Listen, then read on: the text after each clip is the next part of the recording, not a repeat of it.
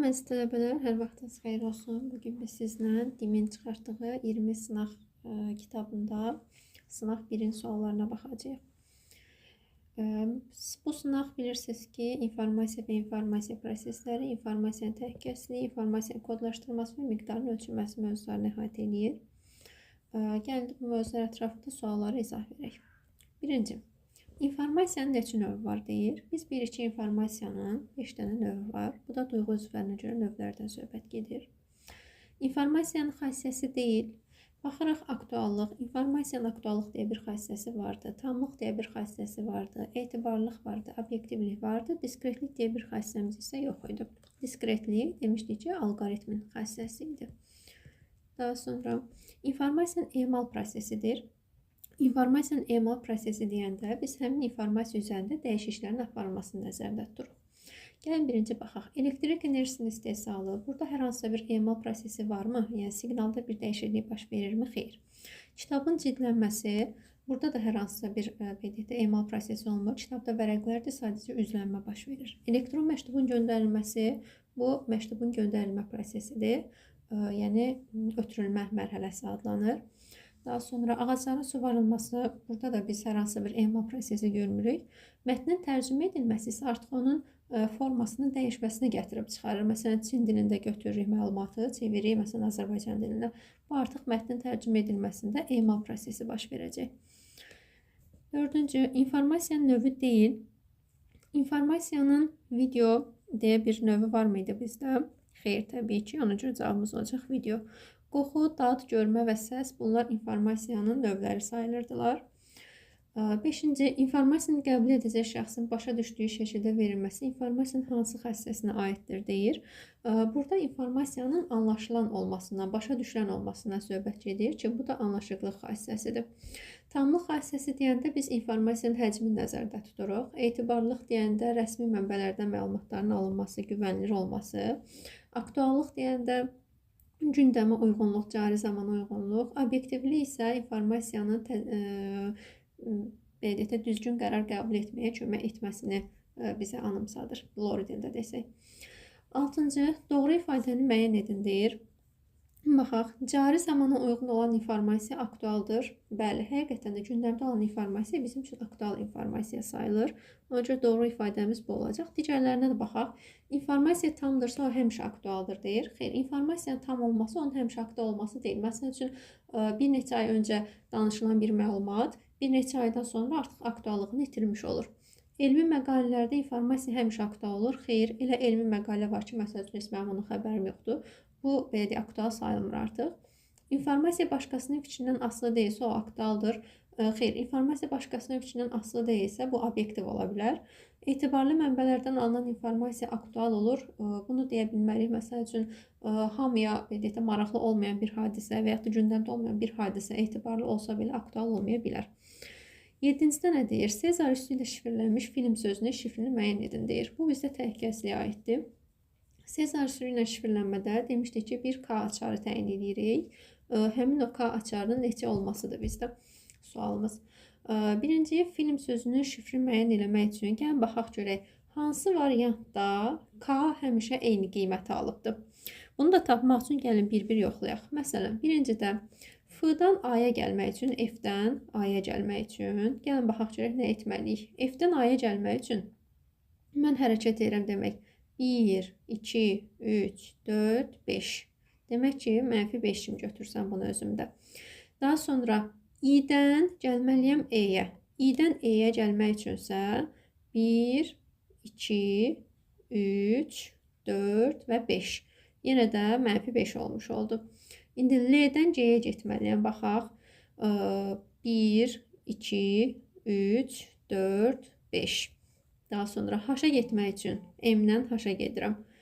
1, 2, 3, 4, 5. Yenə də 5 olmuş oldu. Bir də baxaq. E-yə düzmü keçirdik? I-dən E-yə.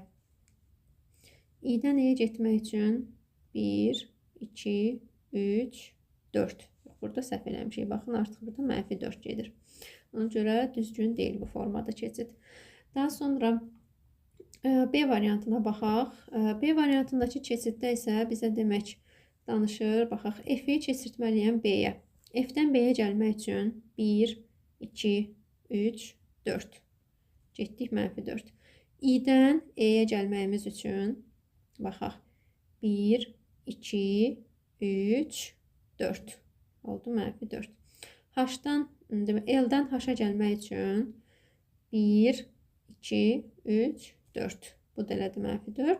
I-yə baxaq. M-dən I-yə gəlmək üçün. M-dən də I-yə gəlmək üçün 1, 2, 3 və 4. Bu da elədi -4. Hamısında düz gəldi deyə cavab olacaq B variantı. Digərlərini də yoxlayıb eyni qaydada baxa bilərsiniz. Sadəcə B variantı uyğun olacaq. 8-də Sezar üsulu ilə şifrlənmiş disk sözünün şifrini müəyyən edib və K5-dir deyir. Baxaq.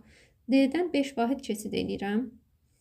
1, 2, 3, 4, 5. Demək ki, birinci I ilə başlamalıyam. I ilə başlayıramsa C-ni çıxıram və B-ni çıxıram. Sonra I-dən 5 vahid keçid edək.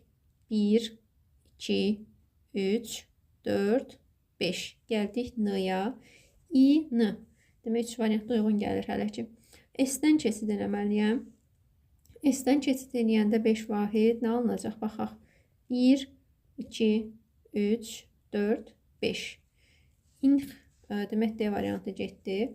K-nı da keçirsək 5 vahid. K-nı da 5 vahid keçirəndə 1, 2, 3, 4, 5. Bu da oldu nə? P. Bu da hansı variantdadır? Y-dədir. Daha sonra 9. Şagird Paint proqramında ağ-qara təsviri rəngləyir. O bu təsvir üzərində hansı informasiya prosesini yerinə yetirir? Burada artıq görürsünüz, təsvirdə forma dəyişikliyi baş vermiş olacaq. Ona görə təsvir üzərində emal prosesi baş veribdir.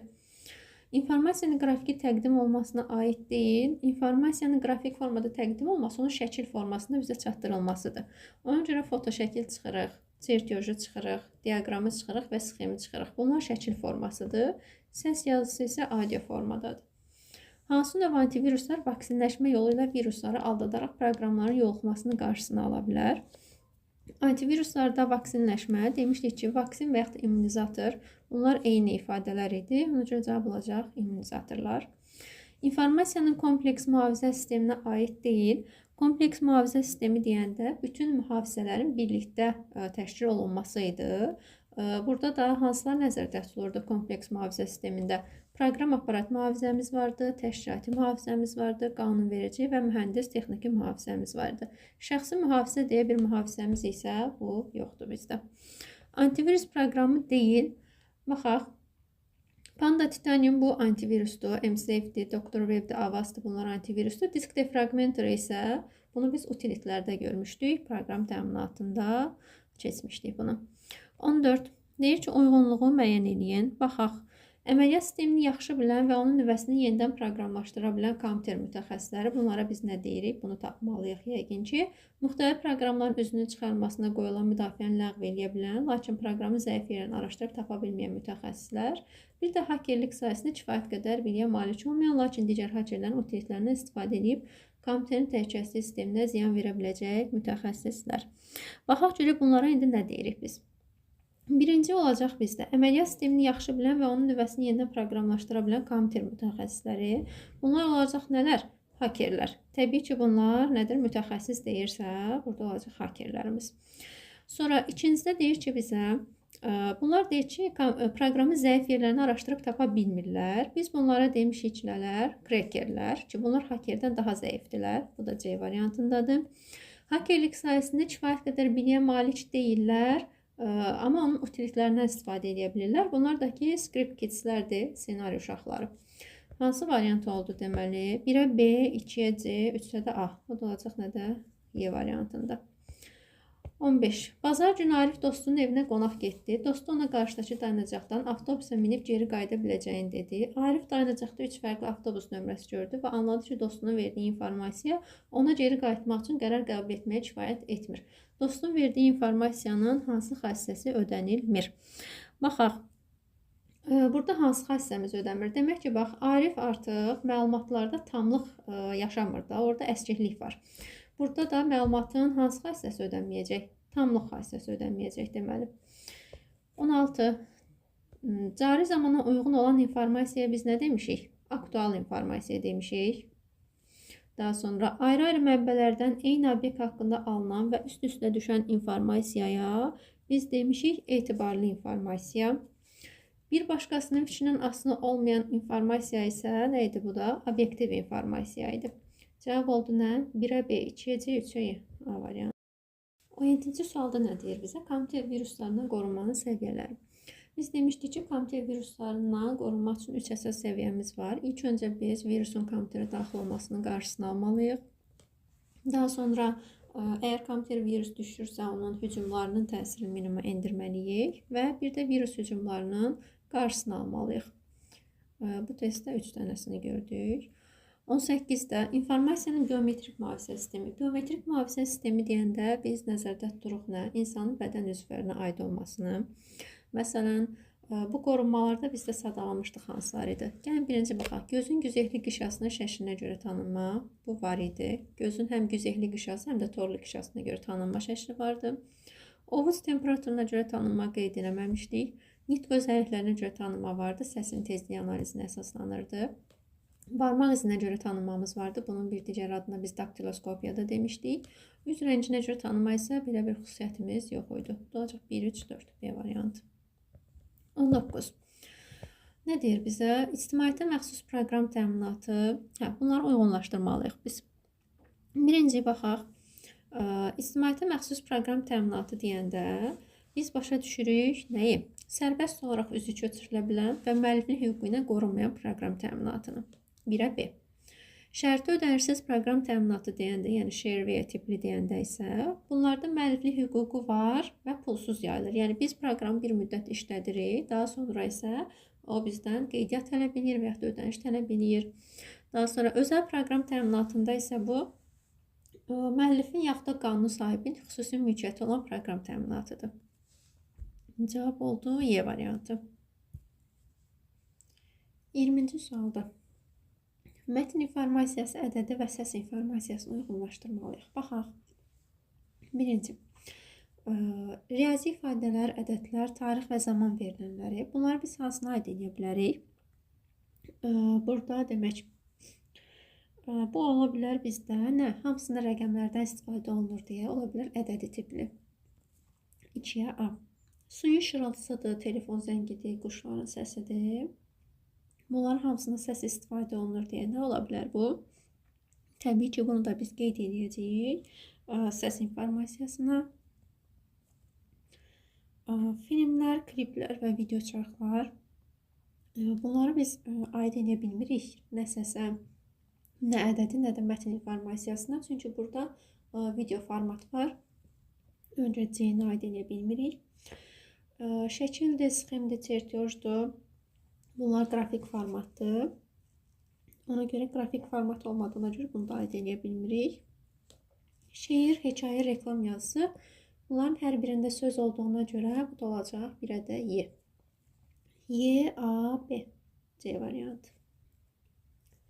Daha sonra 21-ci sualda süzgəc antiviruslarını soruşur bizdən. Süzgəc antiviruslarda biz demişdik ki, açar sözümüz nədir? Nəzarət. Gəlin baxaq görək.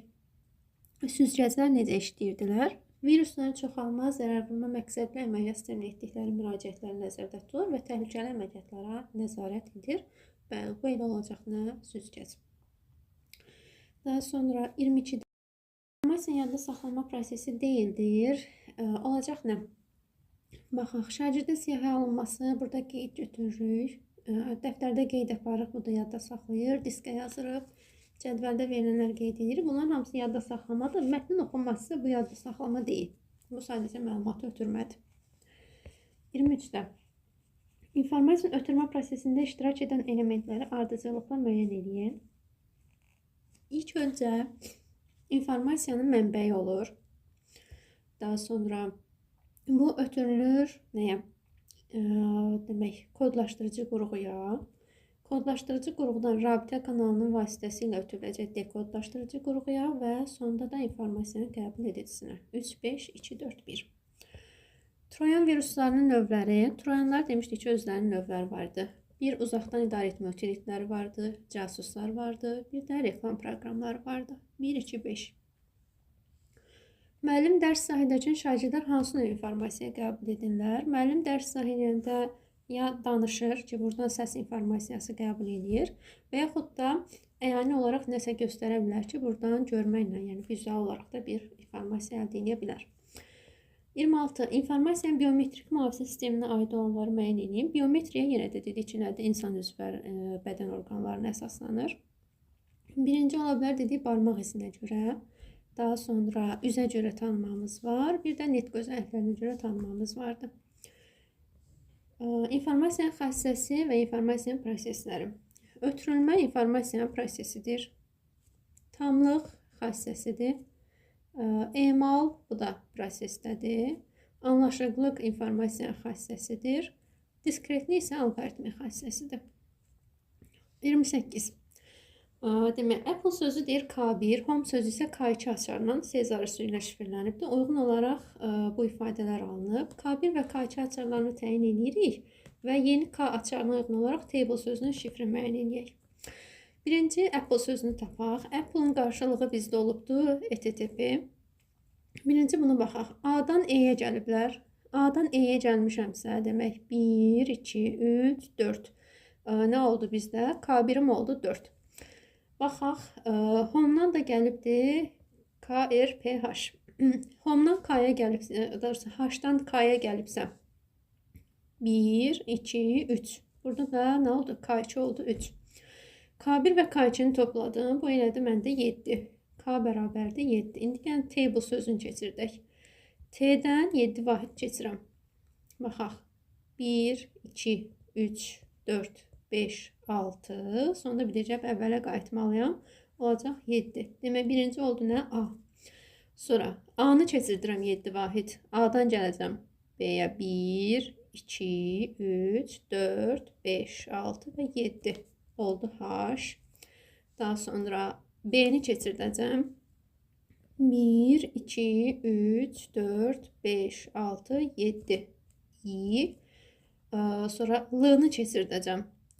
1, 2, 3, 4, 5, 6 və 7. S. Bir də E-ni keçirdəcəm. E-ni də keçirdəndə 1, 2, 3, 4, 5, 6, 7. Demək, cavab oldu nə? A, H, I, S və L. 29-da A ədədini aşağıda göstərmiş əmrlər tətbiq edilir. Baxaq. A ədədini veribdir bizə, deyir bu 2-dir və əmrlərin ardıcıllığını verir. 1, 3, 2, 1, 3, 1. Birinci nə etməliyəm? Deyir ki, 2 dəyişəninə tətbiq olun. Bura nə edirəm? Birinci əmri tətbiq edirəm. 2-ni nə edirəm? 1 əlavə edirəm üzərinə. 2-nin üstə gəldim 1, aldım 3. Sonra 3 veribdir. 3-dən eynir deyir. Alınan nəticədən 2 çıx. Çıxdım 2, aldım 1. Sonra 2. Alınan nəticəni kvadrata yüksəldət. 1-in kvadratı elədi 1. Sonra təzədən bir də birinci əmri A ədədinə 1 əlavə et. Üstə gəldim 1. Aldım neçə? 2. Sonra 3 təzədən tətbiq edirəm. Alınan nəticədən 2 çıxıram. Aldım 0. Və bir də sonda 1. A ədədinə 1 əlavə et. Aldım neçə? 1. Cavab oldu 1. 30-da rəqəmləri müxtəlif olan ixtiyari bir 3 rəqəmini natural əldə edən rəqəmlərinin kvadratları yanaşı yazılaraq yeni bir ədəd alınır və alınmış yeni ədədin rəqəmləri cəminin ən çoxu neçə ola biləcəyini müəyyən edin. Baxaq. Rəqəmlərinin beləliklə cəminin ən çox olması üçün mən elə ədədlər götürməliyəm ki, bunların kvadratları da ən çox olsunlar da. Məsələn, ixtiyari bir 3 rəqəmini natural ədəd yazıram ki, rəqəmləri ən böyük olan, məsələn, müxtəlif olmalıdır amma 9, 8, 7. Bunu indi rəqəmlərin kvadratları yüksəltsəm. 81, 64 və 49. Bunun da rəqəmləri cəmi 8, 1, 6, 4, 4 və 9. Bunu toplasaq neçə eləyəcək bizdə? Alacaq burada da neçəni? Demək 10, daha sonra 10, 8 ilə də 4, 12, aldıq 32. Demək ki, ən böyüyü neçədir? 32-dir. Uğurlar, inşallah ki hər biriniz bu tipli sınaqları işləyərək və dərslərimizi dinləyərək yüksək nəticələr göstərərsiniz. Hələlik.